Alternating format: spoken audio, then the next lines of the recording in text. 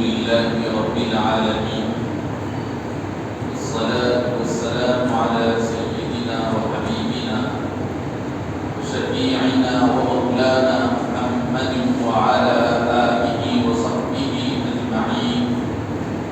أما بعد، فأعوذ بالله من الشيطان الرجيم.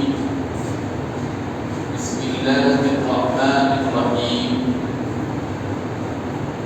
وإن طائفتان من المؤمنين اقتتلوا فأصلحوا بينهما،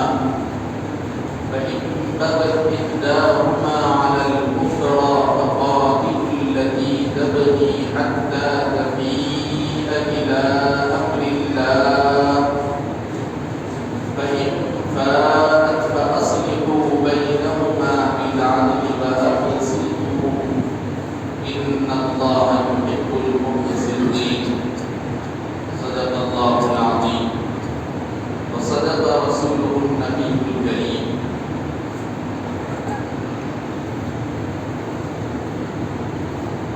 دین است حسین،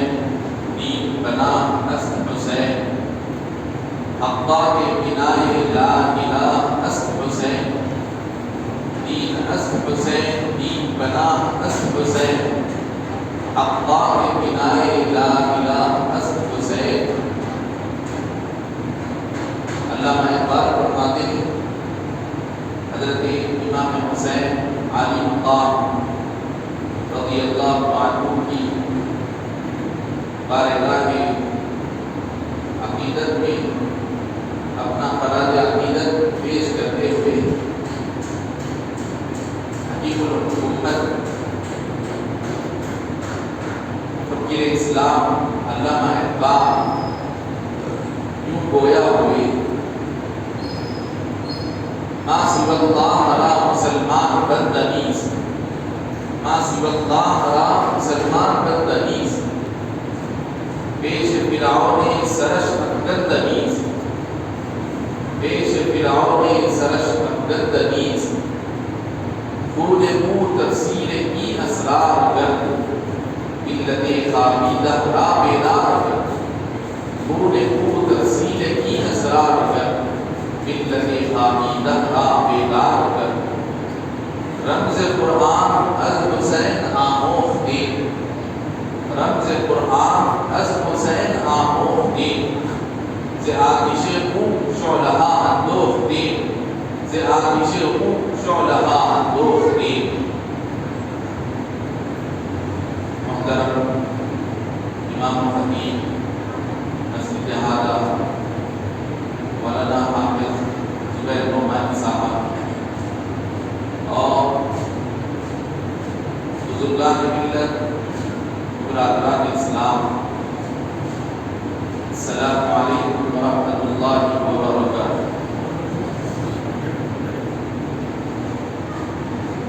آج یوم عاشوراء، جو کہ بہت ہی برکتوں اور رحمتوں اور خیر و برکات والا دن اللہ تعالیٰ نے اس کو بنایا ہے، اور پھر اس کی رحمتیں اور برکتیں تو حضرت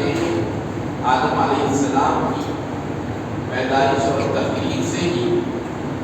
چلتی آ رہی تھی. ہر نبی کے زمانے میں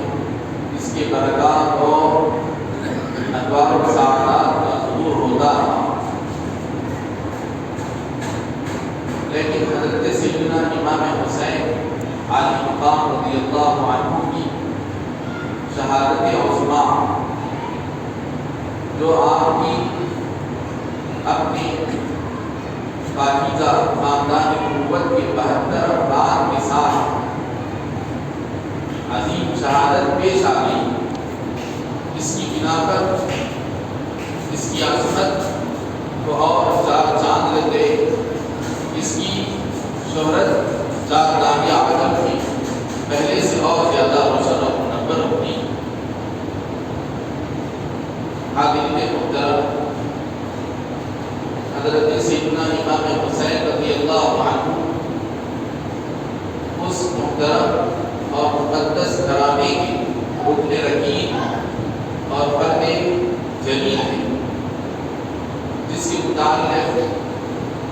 اللہ رب العزت بھی اپنے کلام پاک میں آیات قرآنیہ کو نازل فرمایا اور جن کی فضیلت و عظمت اور ان کی تقدس و احترام کو بیان کرنے کے لیے نبی پاک علیہ السلام نے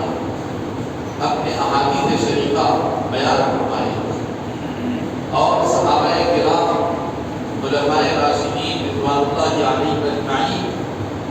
ان کے حقوق کے سلسلے میں اپنی روش اور اپنا طرز زندگی امت کے سامنے پیش کر کے ان کے حقوق اور ان کے احترام کا معاملہ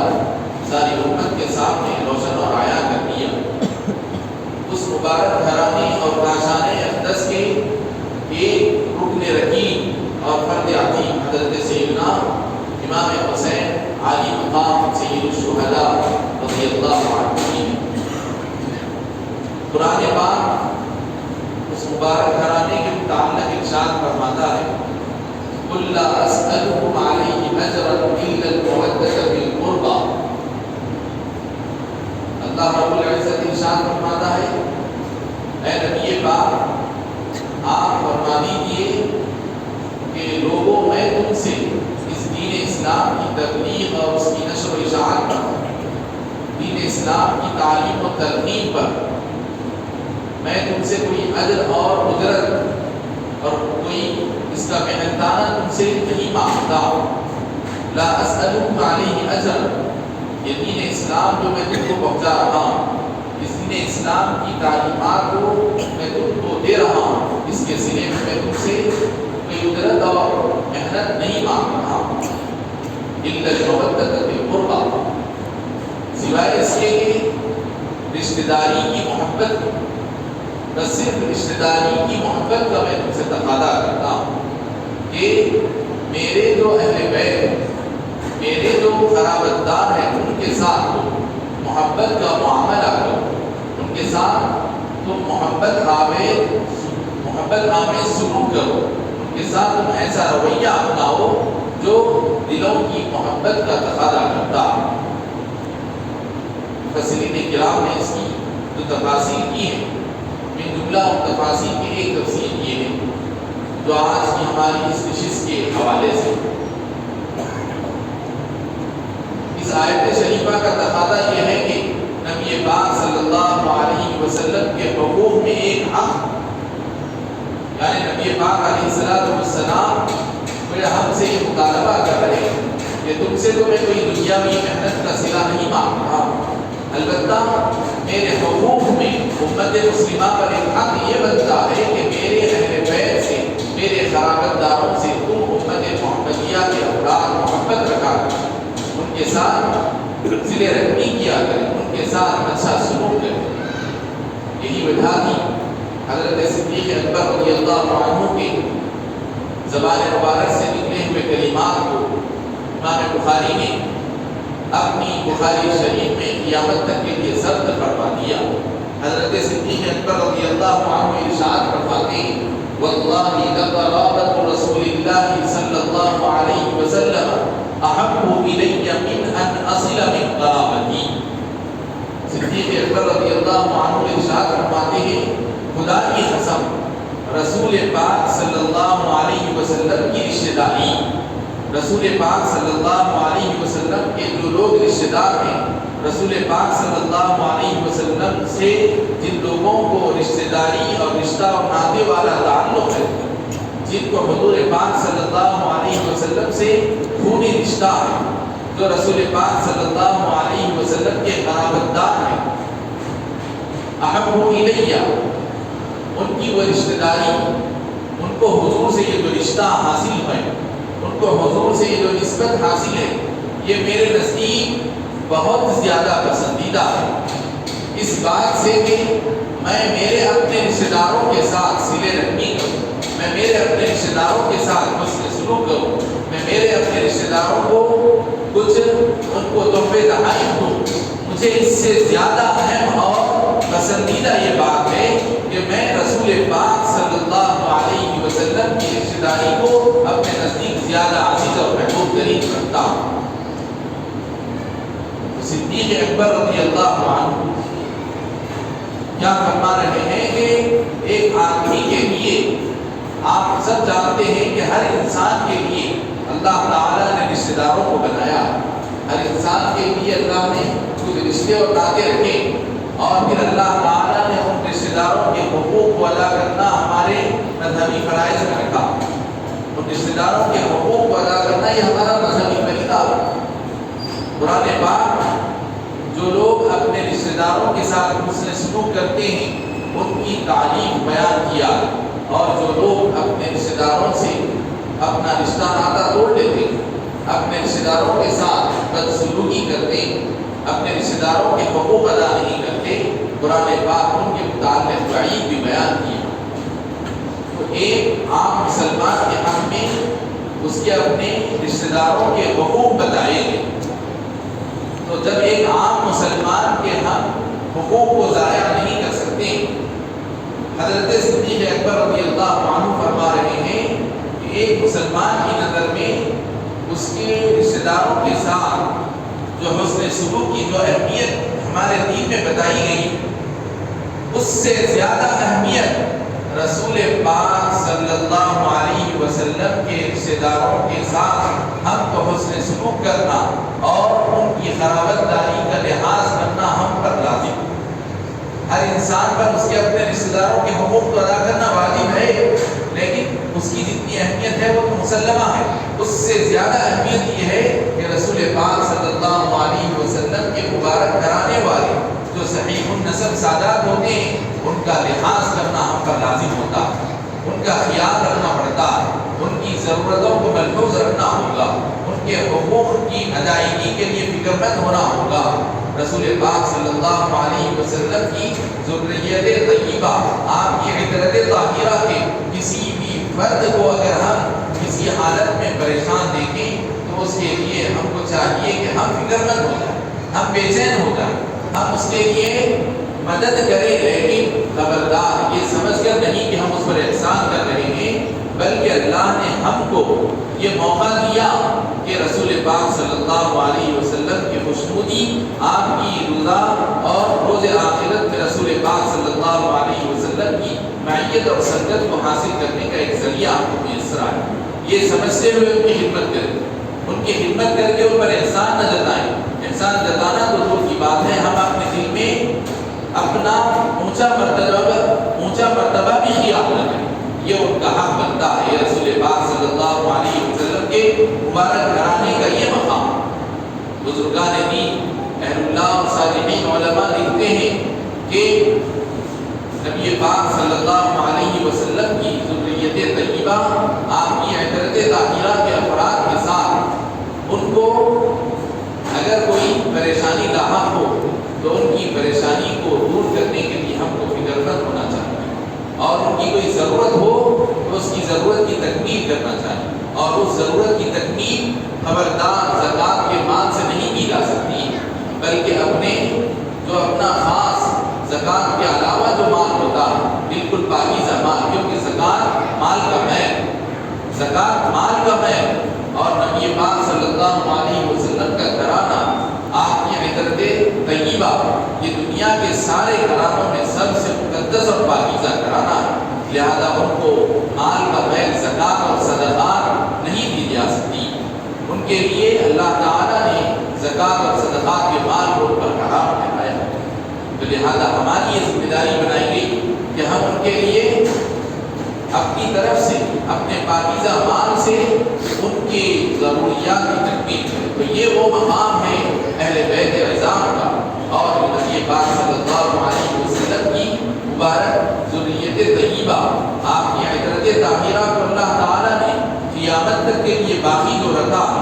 وہ کس کے ذریعے سے؟ یہی حضرات حسنین کریمین سیدنا امام حسن اور سیدنا امام حسین رضی اللہ عنہ کی نسل، حالانکہ یہ حضور کے نواسے۔ عام طور پر دنیا کا اصول ہے کہ دنیا میں نسل جو جاری اور باقی رہتی ہے وہ نرینہ اولاد سے ہوتی ہے، یعنی باپ کے بعد بیٹا، بیٹے کے بعد پوترا، پوترے کے بعد بڑ پوترا، اس طرح کسی کی نسل کا سلسلہ چل پڑتا۔ لیکن چونکہ اللہ کو جو منظور ہوا جو مقدر میں تھا کہ نبی پاک صلی اللہ علیہ وسلم کی اولاد طیبہ میں آپ کے جو صاحبزادگان تھے حضرت سیدنا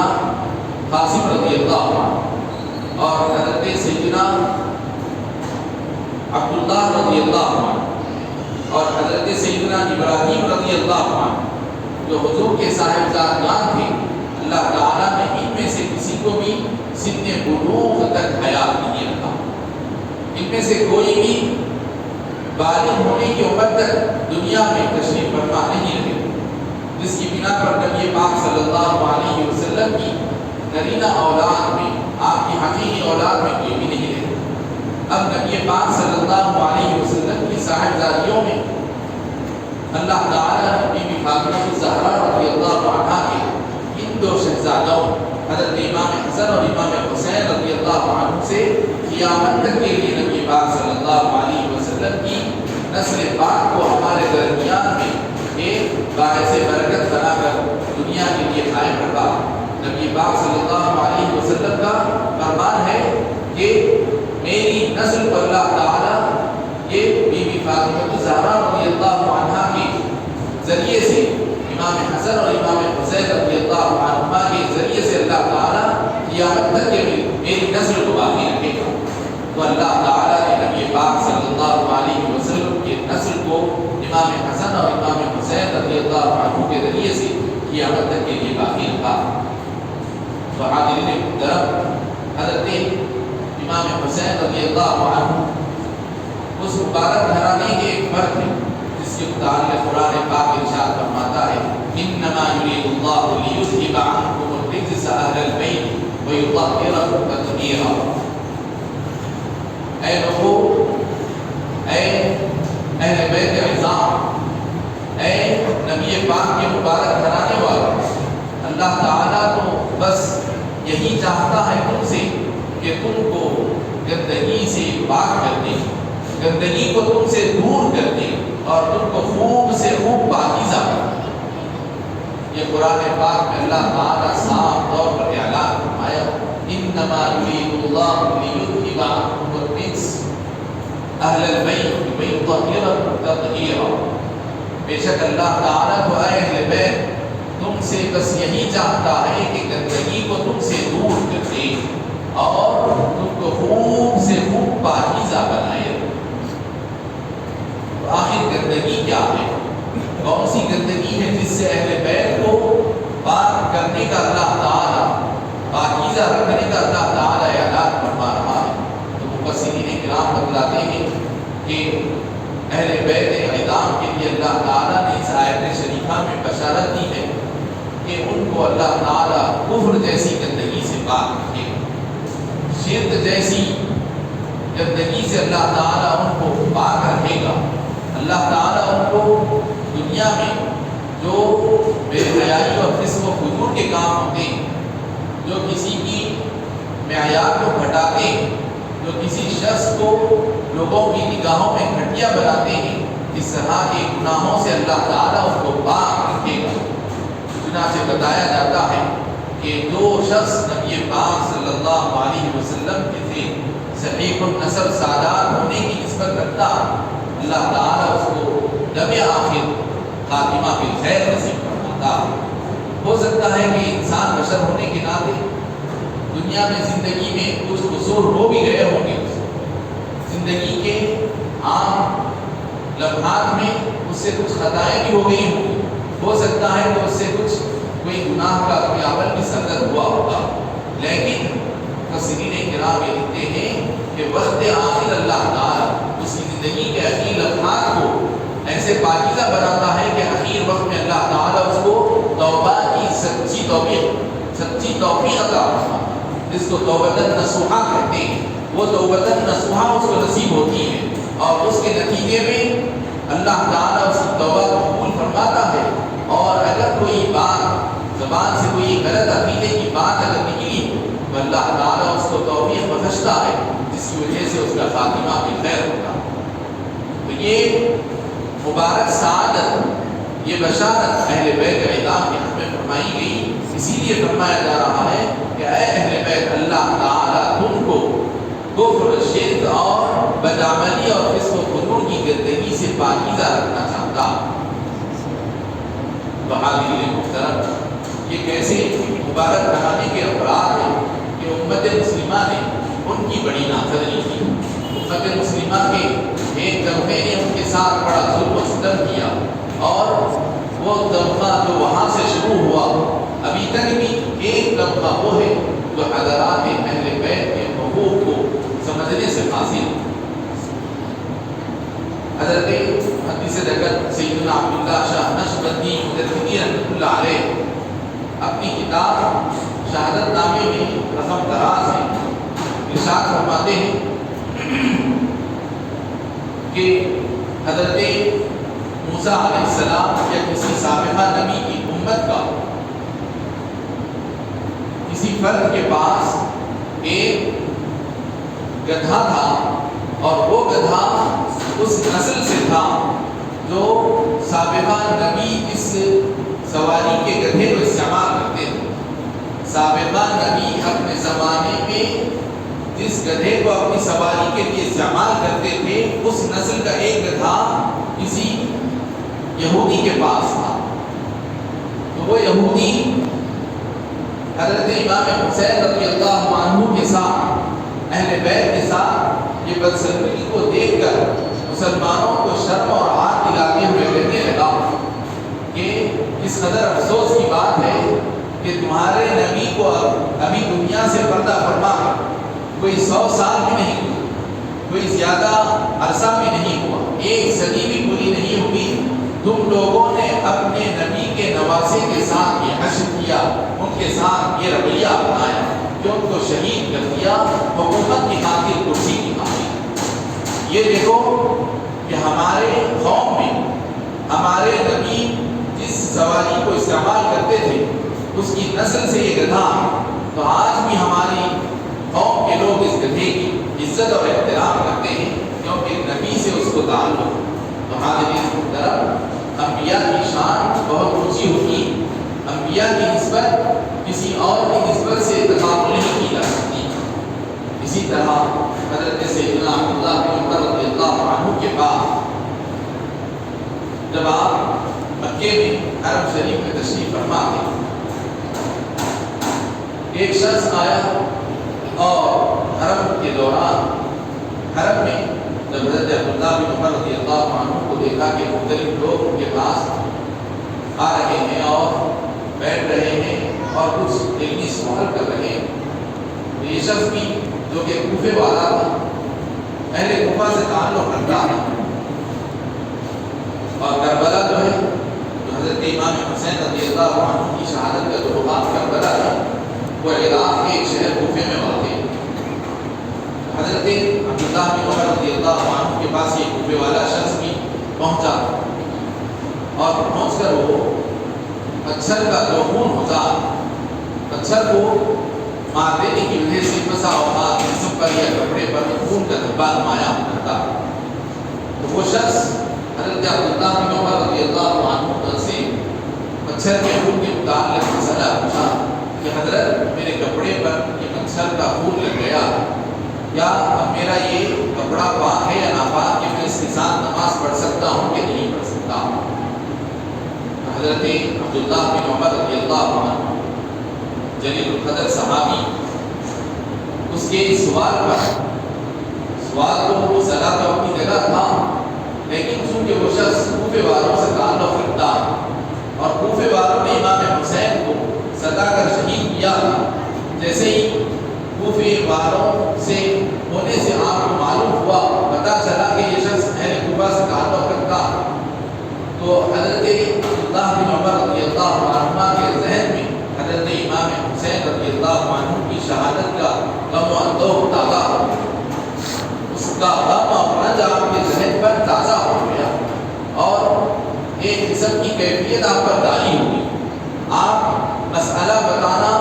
آپ کے ذہن سے محو ہو گیا، اور ایک دم آپ کے فطری میں انسان کی فطرت ہے، خوشی کے آثار اور غم کے آثار طاری ہونا یہ انسان کی فطرت ہے۔ یہ ہر ایک کے ساتھ ہوتا ہے کہ اگر کسی کے ساتھ کوئی بڑا حادثہ پیش آ جائے اور کئی سال سال کیوں نہ گزر جائے، بلکہ زندگی کا زیادہ عرصہ بھی گزر گیا، اگر اس کے سامنے پھر وہ واقعہ، اس کا وہ منظر یا اس کی وہ بات یا اس مقام سے اس کا گزر ہوتا ہے، تو آدمی پر 50 سال پہلے جو وہ واقعے کا منظر تھا پھر وہی اس کے جسم پر روٹے کھڑے ہو جاتے ہیں، پھر سے وہی کیفیت اس پر تعریف کرتی ہے۔ تو حضرت عبداللہ بن عمر رضی اللہ عنہ ایک دم ان پر عزت تعریف اور ایک کیفیت میں آ گئے اور اس کو سرزنش کرتے ہوئے کہنے لگے کہ افسوس ہے کہ نواسۂ رسول کو شہید کر ڈالا، ان کا قتل کیا، ان کا خون بہایا ان کوفے والوں نے۔ نواسۂ رسول کا خون بہاتے ہوئے کو خیال نہیں آیا، لیکن ایک مچھر کا خون آنکھ پر لگتا ہے تو اس کی فکر ہوتی۔ تو حاضرین محترم، صحابہ کرام رضوان اللہ علیہم اجمعین کے پاس اہل بیت عظام، ان کو نبی پاک صلی اللہ علیہ وسلم سے جو خونی رشتہ اور تعلق حاصل تھا، اس کی وجہ سے رسول پاک صلی اللہ علیہ وسلم کے صحابہ کرام کی نگاہوں میں وہ رشتہ بڑا مقدس اور معزز تھا۔ حضرت سیدنا عمر فاروق رضی اللہ عنہ جب خلیفہ تو آپ کے پاس مختلف ممالک فتح ہو کر بہت زیادہ سرکاری خزانے میں مال جمع ہونے لگا اور اسلامی خزانہ مال و دولت سے بھر گیا، تو حضرت عمر فاروق رضی اللہ عنہ مختلف حضرات کے لیے تنخواہیں، ان کے روزی نے اور ان کے وظیفے مقرر کرتے رہے۔ کسی کا 1000 درہم وظیفہ، کسی کا 2000 درہم وظیفہ، کسی کا 500 درہم وظیفہ، ہر ایک کو اس کی اپنی خدمات کے اعتبار سے، اس کی اپنی ضروریات کے اعتبار سے حضرت عمر فاروق اپنے عہد خلافت میں وظیفہ مقرر کر کے، تو اس وقت جب یہ وظیفے مقرر کرتے ہوئے صحابہ میں اپنی خدمات کے اعتبار سے جو بڑی بڑی اونچی خدمات والے، جن کے بہت زیادہ اسلام کے حق میں خدمتیں تھیں، حضرت عمر فاروق نے ان کے حق میں جو سب سے زیادہ، سب سے اونچا وظیفہ جو مقرر کیا تھا، ان کی خدمات کے سلسلے میں، ان کی اسلام کے سلسلے میں جو سینیئرٹی تھی، جو سابقین اولین ہونے کی حیثیت سے وہ صحابہ میں معمر درجے کے صحابہ تھے، تو ان کی سینیئرٹی کی وجہ سے حضرت عمر نے بڑے عمر کے صحابہ کا جو سب سے زیادہ وظیفہ مقرر کیا وہ تھا 5000 درہم۔ اور پھر جو جس قدر کم عمر صحابہ تھے، چونکہ کم عمر ہونے کے اعتبار سے ان کی خدمات بھی کم ہی رہی ہوگی، مختصر سا ان کی زندگی کا عرصہ، اس لیے حضرت سیدنا عمر فاروق رضی اللہ عنہ ان کے وظیفے بھی ان کی عمر اور خدمات کے اعتبار سے مختصر مقرر کر رہے تھے۔ اسی میں بات آئی حضرت امام حسن اور امام حسین رضی اللہ عنہما کے وظیفوں کی، ان کے وظیفے مقرر کرنے کی بات۔ حضرت عمر فاروق رضی اللہ عنہ نے ان کا وظیفہ، وہ جو بڑی عمر کے معمر صحابہ، موسٹ سینئر جو صحابہ تھے، ان کے وظیفے کے برابر یہ کم عمر شہزادوں کا وظیفہ مقرر فرمایا۔ پھر اب اس کے بعد حضرت عمر فاروق رضی اللہ عنہ کے خود صاحبزادے عبداللہ بن عمر رضی اللہ عنہ، حضرت عمر کے صاحبزادے، وہ بھی صحابی تھے، کم عمر تھے، تو ان کا وظیفہ جو رول اور قاعدہ تھا اس حساب سے کم ہی مقرر ہو۔ بڑی عمر کے صحابہ کے مقابلے میں ان کا وظیفہ کم ہی مقرر ہوا۔ حضرت عبداللہ بن عمر اپنے والد کی خدمت میں حاضر ہو کر عرض کرنے لگے کہ ابا جان، کیا بات ہے کہ یہ حسن اور حسین مجھ سے کم ہے، لیکن مگر ان کا وظیفہ مجھ سے زیادہ مقرر کیا گیا، جو وظیفہ کے مجھ سے بڑے عمر کے صحابہ کا مقرر کیا گیا، اس درجے میں ان دونوں کو رکھا۔ حضرت عمر فاروق رضی اللہ عنہ ارشاد فرمائے، ہاں صحیح ہے کہ تم ان کے جیسے والدین لے آؤ، ان کے جیسے نانا لے آؤ، ان کا مقام الگ ہے، تمہارا مقام الگ ہے۔ ان کا وظیفہ ان کے نانا کی نسبت سے رکھا گیا، ان کا یہ وظیفہ ان کے نانا جان حضرت رسول پاک صلی اللہ علیہ وسلم کی نسبت سے رکھا گیا ہے. تم ان کے جیسے والد لے آؤ، ان کے جیسی والدہ لے آؤ، ان کے جیسے نانا لے آؤ. ان کے والدہ بی بی فاطمہ الزہرا رضی اللہ عنہا حضور کی صاحبزادی، ان کے والد والد حضور کے خاندان ہاشمی سے تعلق رکھنے والے علی مرتضیٰ کرم اللہ وجہہ، جو تمہارے والد سے بہتر خاندان سے تعلق رکھتے ہیں. کہ تمہارے والد کا تعلق ہاشمی خاندان سے نہیں ہے، لیکن ان کا تعلق ہاشمی خاندان سے جو حضور کا گھرانہ، اور ان کے نانا تمہارے نانا سے ان کے نانا حضرت رسول پاک صلی اللہ علیہ وسلم، ان نسبتوں کی وجہ سے ان کا میں نے وظیفہ مقرر کیا. تو حاضرین محترم، حضرت سیدنا امام حسین رضی اللہ عنہ اور امام حسن رضی اللہ عنہ، یہ دونوں نبی پاک صلی اللہ علیہ وسلم کو بڑے چہیتے، بڑے نہایت ہی آپ کے دل کے لاڈلے. نبی پاک صلی اللہ علیہ وسلم ان کی فضیلت اور عظمت کے لیے بے شمار حدیث شریفہ ارشاد فرمائے. ایک حدیث شریف میں ارشاد فرماتے ہیں: من احبنی واحب هذین واباہما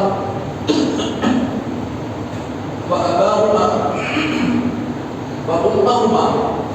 کان معی فی درجتی یوم القیامہ. جو شخص ان حسن، اور جو شخص مجھ سے محبت کرے گا، جو شخص مجھ سے محبت رکھے گا،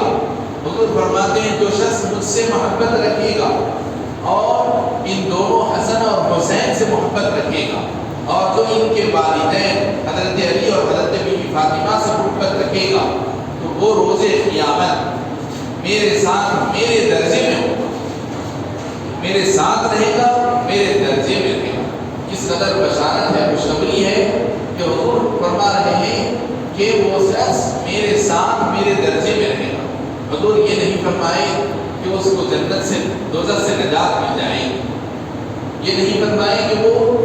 جنت میں چلا جائے گا، بلکہ جنت میں بھی کتنے درجے ہیں، اور جنت میں سب سے جو اعلیٰ درجہ ہوگا حضور وہاں تشریف فرما ہوں گے. اور حضور فرما رہے ہیں اس شخص کے لیے جو حضرات حسنین سے محبت رکھتا ہو، اس کے لیے فرمایا جا رہا ہے کہ وہ شخص میرے ساتھ میرے درجے میں رہے گا روز قیامت. تو حاضرین محترم، اسی لیے بزرگان دین سلف صالحین اہل سنت والجماعت کا یہ طریقہ اور عقیدہ رہا ہے کہ وہ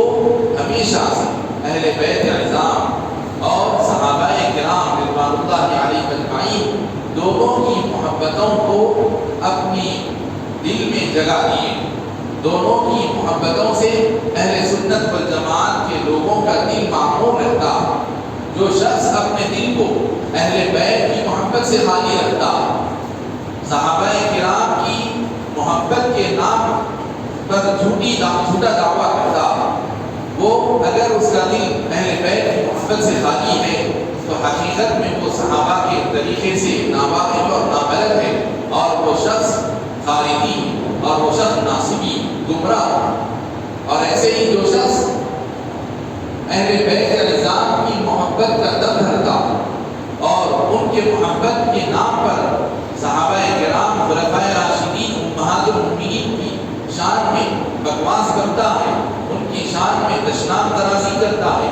بےہودہ گوئی کرتا ہے، وہ شخص بھی حقیقی معنی میں اہل بیت کی محبت کا پیکر نہیں ہے. حقیقت میں اس کے دل میں اہل بیت کی محبت نہیں ہے. اگر وہ حقیقت میں اہل بیت کی محبت سے واقف ہوتا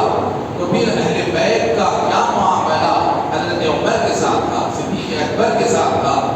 اور حضرت عثمان غنی رضی اللہ عنہ کے ساتھ تھا، امہات المؤمنین کے ساتھ اہل بیت عظام حضرت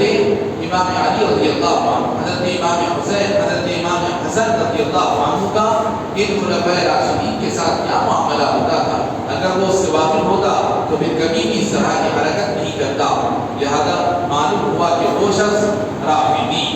گمراہ ہے، فاسد العقیدہ. جو اہل بیت کی محبت کا دعویٰ کرتے ہیں، صحابہ سے دور ہو جاتے ہیں، وہ رافضی کہلاتے ہیں. اور جو اہل صحابہ کرام کی محبت کا دم بھرتے ہوئے اہل بیت کی محبت سے خالی ہیں، وہ لوگ ناصبی اور خارجی کہلاتے ہیں. لیکن الحمدللہ ہم اہل سنت والجماعت کو اللہ تعالیٰ نے یہ شرف بخشا، ہمارے دلوں کو اللہ تعالیٰ کی یہ سعادت بخشی ہے۔ اللہ تعالیٰ نے ہمارے دلوں کو دونوں حضرات کی محبت سے زندہ اور معمور رکھا ہے۔ ہمارے دل کسی ایک کی محبت سے خالی ہونے کی وجہ سے مردہ دل نہیں ہوئے۔ اسی لیے امام غازی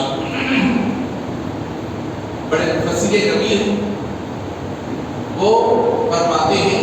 کہ الحمدللہ ہم اہل سنت والجماعت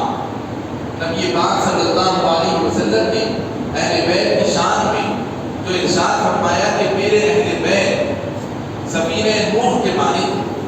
نوح علیہ السلام کی کشتی کے مانند، جو اس میں سوار ہوا وہ نجات پایا، جو اس میں سوار ہونے سے رہ گیا وہ ہلاک ہوا۔ تو الحمدللہ ہم اہل سنت والجماعت اہل بیت کی محبت اور تعظیم کی کشتی میں سوار ہوئے ہیں۔ اور پھر حضور نے اپنے صحابہ کو فرمایا کہ میرے صحابہ ہدایت کے ستارے ہیں حضور کے صحابہ، اور جو صحابہ کا دامن چھوڑتا ہے وہ راہ راست کو نہیں پاتا، وہ گمراہ ہوتا۔ جو اہل بیت کو چھوڑ دیا، اہل بیت کی کشتی میں سوار نہیں ہوا، گویا وہ فی الفور سمندر میں غرق ہو گیا، گمراہی کے سمندر میں فی الفور غرق ہو گیا۔ اور جو اہل بیت کی کشتی میں سوار تو ہو گیا، سمندر میں سفر کر رہا ہے، لیکن آسمان کے ستاروں کو نہیں دیکھے گا تو وہاں کیسے اس کو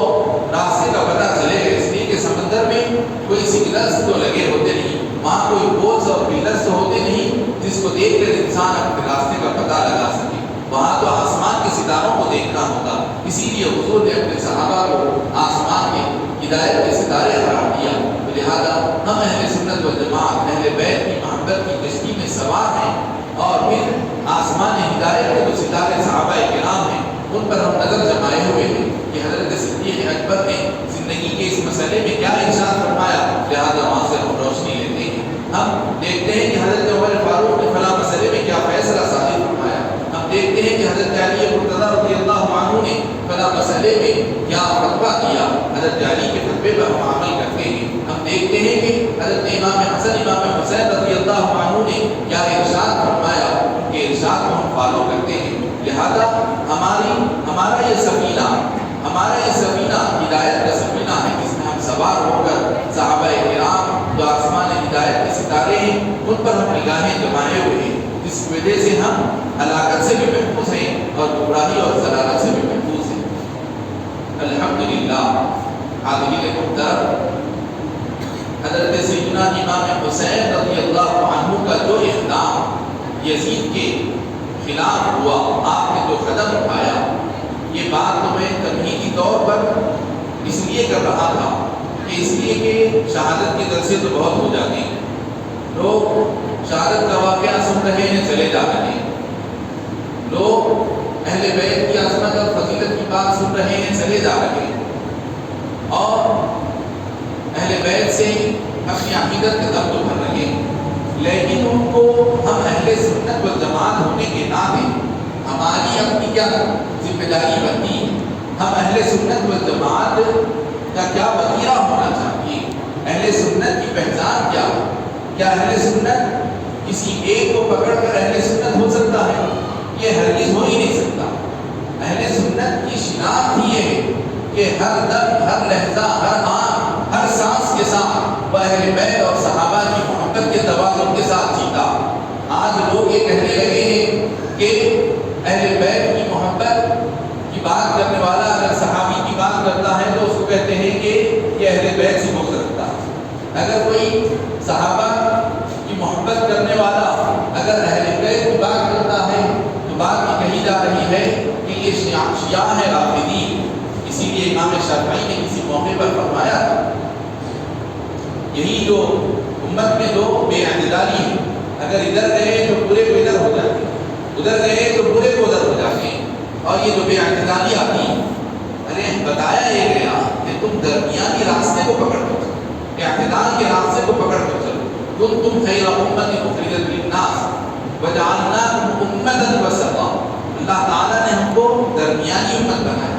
درمیانی روش پر چلنے کی ضرورت ہے۔ درمیانی راستے کو اپنا کر چلنے میں ہماری کامیابی، نہ ہم کو رافضیوں کی طرح پوری طرح ایک کونے میں ہو کر چلنے کی ضرورت ہے، نہ ہم کو پوری طرح سے ان ناصبیوں کی طرح ایک کونے میں ہو کر اہل بیت کی محبت سے دور ہونے کی ضرورت ہے، بلکہ اہل بیت نظام اور صحابہ کرام دونوں کی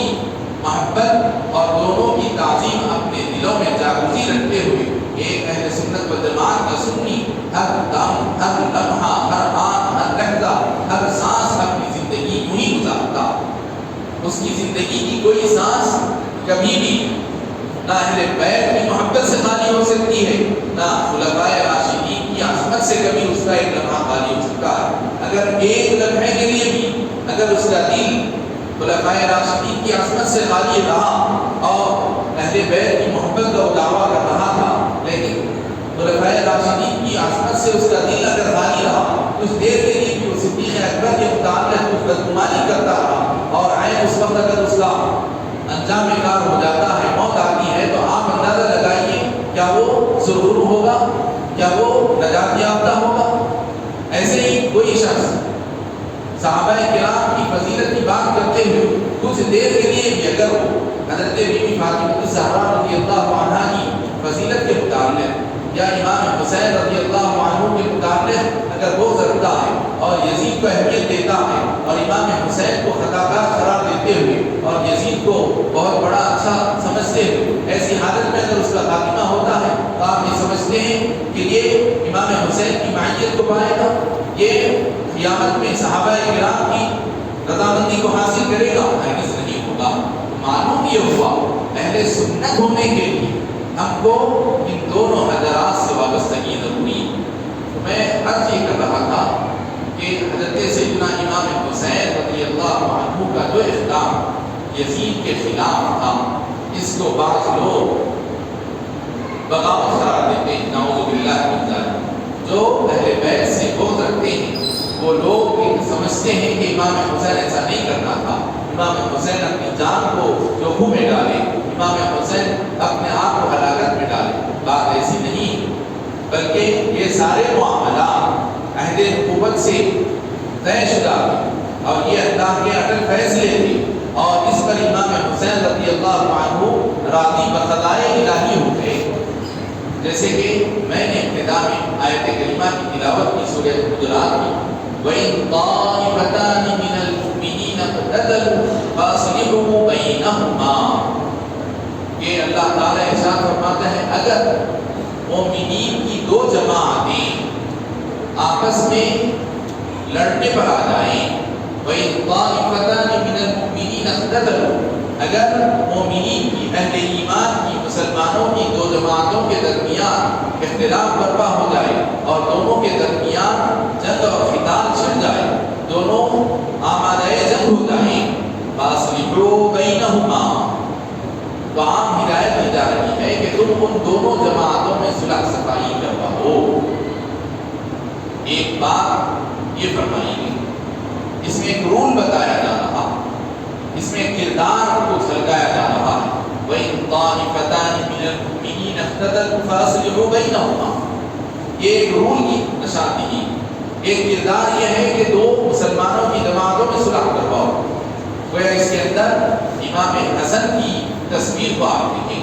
امام حسن رضی اللہ عنہ کا کردار اس میں جھلک رہا۔ پھر آگے فرمایا جا رہا ہے فَإِن بَغَتْ إِحْدَاهُمَا عَلَى الْأُخْرَى فَقَاتِلُوا الَّتِي تَبْغِي حَتَّى تَفِيءَ إِلَى أَمْرِ اللَّهِ۔ دوسرے کردار کی طرف قرآن پاک کی وہی آیت میں اللہ تعالیٰ رہنمائی فرما رہا ہے، گویا وہ حضرت امام حسین کا کردار اس میں جھلک رہا ہے، حسینی کردار اس میں ہم کو دکھائی دے رہا ہے۔ فرمایا جا رہا ہے فَإِن بَغَتْ إِحْدَاهُمَا عَلَى الْأُخْرَى، اور اگر مسلمانوں کی ان باہم مختلف الخیار دو جماعتوں میں سے کوئی ایک جماعت اگر حد سے تجاوز کر جائے، اپنی حد کو بھول کر اپنی اللہ اور اس کے رسول کے ٹھہرائے ہوئے حدود کو اگر وہ پھلانگ جاتی ہے اور اللہ اور اس کے رسول کے قانون سے بغاوت کر جاتی ہے، فَإِن بَغَتْ إِحْدَاهُمَا عَلَى الْأُخْرَى، اور اللہ اور اس کے رسول کے قانون کو فراموش کرتے ہوئے، اللہ اور اس کے رسول کے خلاف علم بغاوت بلند کرتے ہوئے دوسری دو جماعت حقہ ہیں، اگر اس کے خلاف وہ وہ حد سے تجاوز کرتی ہے وہ جماعت، تو فرمایا جا رہا ہے فقاتلوا الذی تبغی، تو تم بھی اس سے لڑو جو جماعت بغاوت پر اتر آئی حتی تفیء الی امر اللہ، یہاں تک کہ وہ باغی جماعت، وہ سرکش جماعت، وہ خدا اور رسول کو فراموش کرنے والی جماعت، یہاں تک کہ وہ اللہ کے حکم پر واپس پلٹ آئے۔ تو امام حسین کا یہ اقدام، یزید جو کہ خدا اور رسول کے قانون سے سرکش ہو گیا تھا اور خدا اور رسول سے سرکش جماعت کا وہ اپنے آپ کو نمائندہ بنا لیا تھا، امام حسین رضی اللہ عنہ اس کو اللہ اور اس کے رسول کے حکم پر واپس لانے کے لیے اس سے قتال کے لیے آمادہ ہو، اور وہ یوں ہی آمادہ نہیں بلکہ یزید ہی نے خود امام حسین پر دباؤ ڈالا، باوجود یہ کہ وہ خدا اور رسول کے قانون کی خلاف ورزی کر رہا تھا۔ اس کے دور میں آپ تو جانتے ہیں کہ خلافت راشدہ کیسا پاکیزہ دور، خلفائے راشدین کا کیسا پاکیزہ دور، کہ اس دور میں کوئی عورت اگر ایک مقام سے دوسرے مقام سفر کرنا چاہے تو اس کی جان کو کوئی خطرہ نہیں ہوتا، کسی کے مال اور جان اور عزت و آبرو رات کے اندھیرے میں بھی کوئی خطرے میں نہیں ہوتی، وہ پاکیزہ دور خلافت راشدہ، اور ایسی پاکیزہ خلافت راشدہ کے عہد کو اس نے اپنی بغاوت کے ذریعے سے، اپنی سرکشی کے ذریعے سے، اپنی منچاہی حکومت کے ذریعے سے اس نے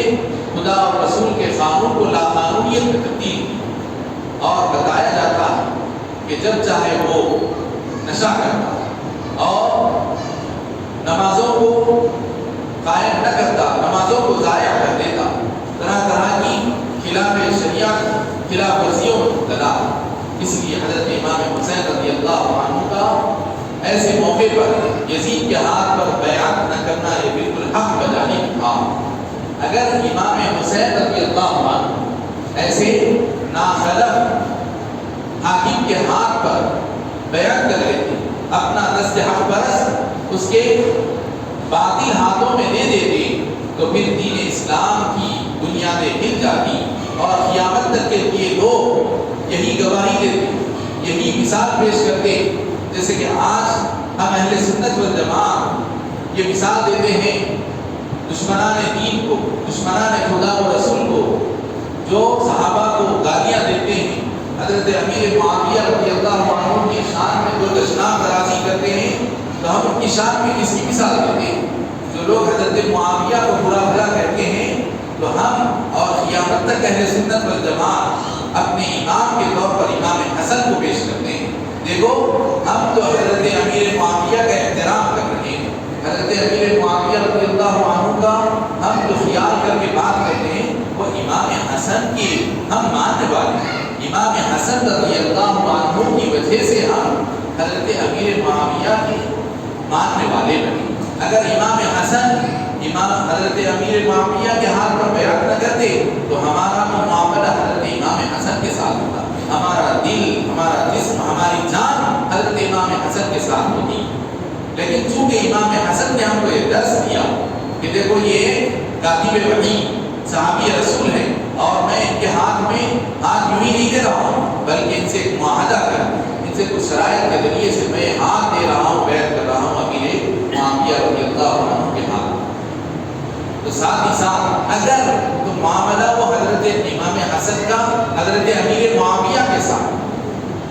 کیونکہ حضرت امام حسن کے مقابل میں امیر معاویہ جیسے شریعت کے پابند صحابی تھے، لیکن حضرت امام حسین کا معاملہ الگ تھا۔ امام حسین کے مقابل میں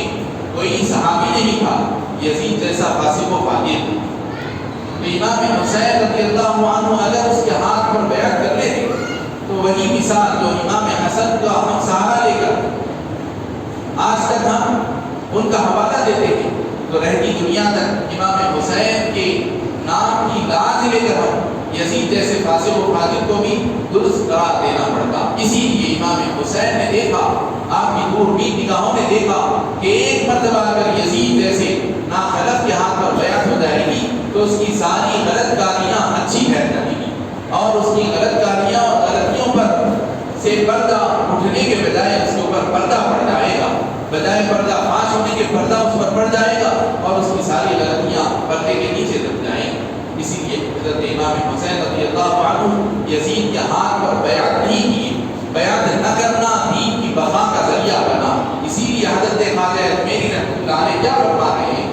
دین اصل حسین، دین بنا اصل حسین، حقا کے بنا لا الہ اصل حسین۔ حضرت خواجہ اجمیری یہ کیوں فرمائے؟ یہی فرمانا چاہتے ہیں کہ اگر امام حسین اس وقت بیعت کر لیتے تو پھر دین کا باقی رہنا مشکل ہوتا۔ امام حسین اس کے ہاتھ پر بیعت نہ کر کے اپنا سر دے دیا، لیکن اپنا ہاتھ نہ دیا۔ سردار ندان دست در دست یزید فرماتے ہیں کہ امام حسین نے اپنا سر دینا گوارا کیا، لیکن سر کٹوانا گوارا کیا، لیکن اس کے ہاتھ میں اپنا ہاتھ نہیں دے کر آپ نے ہمیشہ کے لیے قیامت تک کے لیے دین اسلام کو اس کی حقیقی شکل میں باقی رکھ دیا۔ لہذا امام حسین نے دین کی حفاظت کی، دین پناہ ہے، دین کو انہوں نے پناہ دی، دین پناہ کیا ہے، بلکہ اگر ایک معنی میں کہا جائے تو دین خود امام حسین کی ذات۔ اگر تم دین کو دیکھنا چاہتے ہیں، دین کو سمجھنا چاہتے ہیں، امام حسین کی سیرت کو پڑھو، ان کی پیدائش سے لے کے ان کی وفات تک کی زندگی کے ایک ایک لمحے کو پڑھو، پھر تم کو سمجھ میں آئے گا کہ دین کیا ہے، دین پر کیسے عمل کرنا چاہیے، دین پر کیسا چلنا چاہیے، دین پر کیسے قائم رہنا چاہیے۔ یہ تم کو امام حسین رضی اللہ عنہ کی زندگی کا عملی نمونہ بتائے گا۔ تو لہذا ثابت یہ ہوا امام حسین خود دین ہے۔ جیسے کہ حضرت عائشہ سے لوگوں نے پوچھا نبی پاک صلی اللہ علیہ وسلم کے اخلاق کیسے تھے، تو بی بی عائشہ رضی اللہ عنہا فرماتی ہیں کانا خلقہ القرآن۔ بی بی عائشہ سے صحابہ نے لوگوں نے پوچھا کہ حضور کے اخلاق کیسے تھے، تو حضرت عائشہ رضی اللہ عنہا یہ نہیں فرمائیں کہ حضور یتیموں کے ساتھ شفقت کرتے تھے، بیواؤں کی ہمدردی کرتے تھے، مجبوروں لاچاروں کی مدد کرتے تھے، جانوروں کا کے ساتھ ایسا رحمت آمیز سلوک کرتے تھے، وہ فلاں قیدیوں کے ساتھ اس طرح سلوک کرتے تھے، غلاموں باندیوں کے ساتھ یہ سلوک کرتے، پڑوسیوں کے ساتھ یہ سلوک کرتے، یہ نہیں فرمائی، بلکہ آپ فرمائی کہ کانا خلقہ القرآن۔ حضور کے اخلاق کیا ہیں؟ حضور کے اخلاق دیکھنا چاہتے ہو تو قرآن کے اندر جو کچھ لکھا ہے وہ سب حضور کے اخلاق ہے۔ قرآن گویا تھیوری ہے اور حضور اس کا پریکٹیکل نمونہ۔ قرآن گویا کہ اخلاق کا ایک دستور ہے اور اس کا عملی نمونہ حضور کی حیات طیبہ ہے، حضور کی ذات اقدس ہے۔ یہی بات حضرت خواجہ اجمیری امام حسین رضی اللہ عنہ کی شان میں فرما گئے کہ دین کیا ہے۔ دین کو اگر تم کتابی شکل میں دیکھتے ہو، کسی قانون کی کتاب میں لکھا ہوا دیکھتے ہو، کسی کتاب کے اندر تم دین کے احکامات کو پڑھا ہوا لکھا ہوا